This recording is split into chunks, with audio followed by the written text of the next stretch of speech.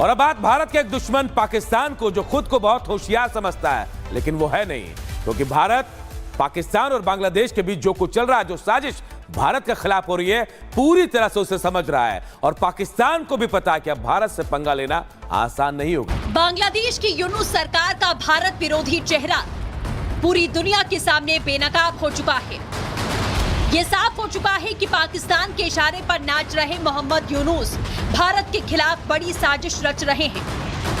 बांग्लादेश में भारत विरोधी ताकतों को इकट्ठा कर रहे हैं।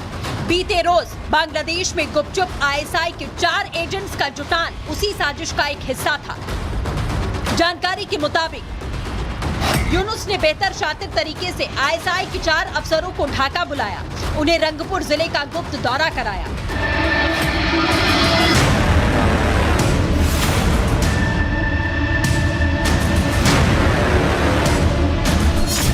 हालांकि बांग्लादेश के पीएम यूनुस और पाकिस्तानी खुफिया एजेंसी के चीफ असीम मुनीर ने अपने इस दौरे को बेहद गुप्त रखा था, लेकिन भारत अपने विरोधियों से हमेशा 10 कदम आगे चलता है। बांग्लादेश में पक रही नापाक खिचड़ी की भनक पहले ही भारत को लग गई थी, जिसे लेकर भारत ने दोनों देशों को चेतावनी देते हुए कहा, हमारी नजर बांग्लादेश और पाकिस्तान दोनों पर है, जिसके बाद पाकिस्तान की घिघी बंद गई कि आखिर इस खुफिया मीटिंग की खबर दिल्ली तक कैसे पहुंची। और अब इसी को लेकर भारत में पाकिस्तान के उच्चायुक्त रहे अब्दुल बासित ने दावा किया है, बांग्लादेश के अंदर भारत बहुत मजबूत है। अब्दुल बासित ने एक पाकिस्तानी न्यूज चैनल को इंटरव्यू देते हुए क्या कहा, वो भी सुनिए।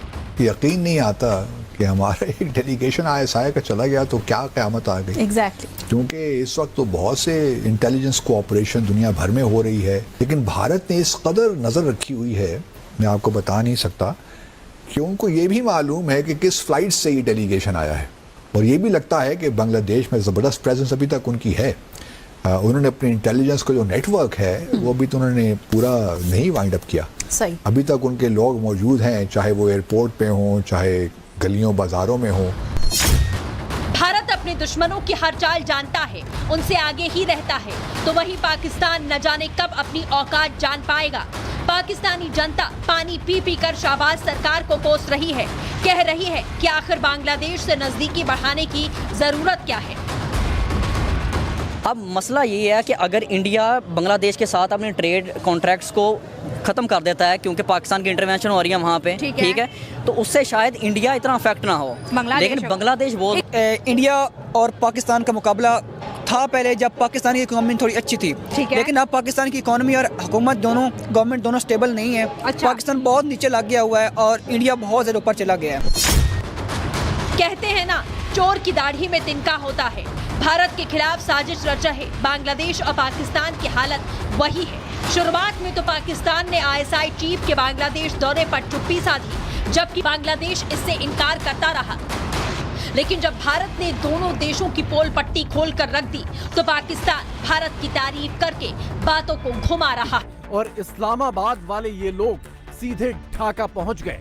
ये लोग पाकिस्तान की बदनाम खुफिया एजेंसी आईएसआई के अफसर हैं। यानी पूरे 50 साल बाद बांग्लादेश में आईएसआई की ऑफिशियल एंट्री हो चुकी है। बहुत जल्दी ये पॉलिसी शिफ्ट आ रही है बांग्लादेश में। मेरी अपना ये तवक्को नहीं थी कि इतनी जल्दी the Bangladesh new government would move. Dhaka में आईएसआई की नई ब्रांच खुल गई। हम हमेशा डरे डरे लगते हैं और बौखलाए से लगते हैं। वहाँ पे एक प्रॉक्सी बात चल रही थी आईएसआई और राह के दरमियान, ये एक हकीकत है।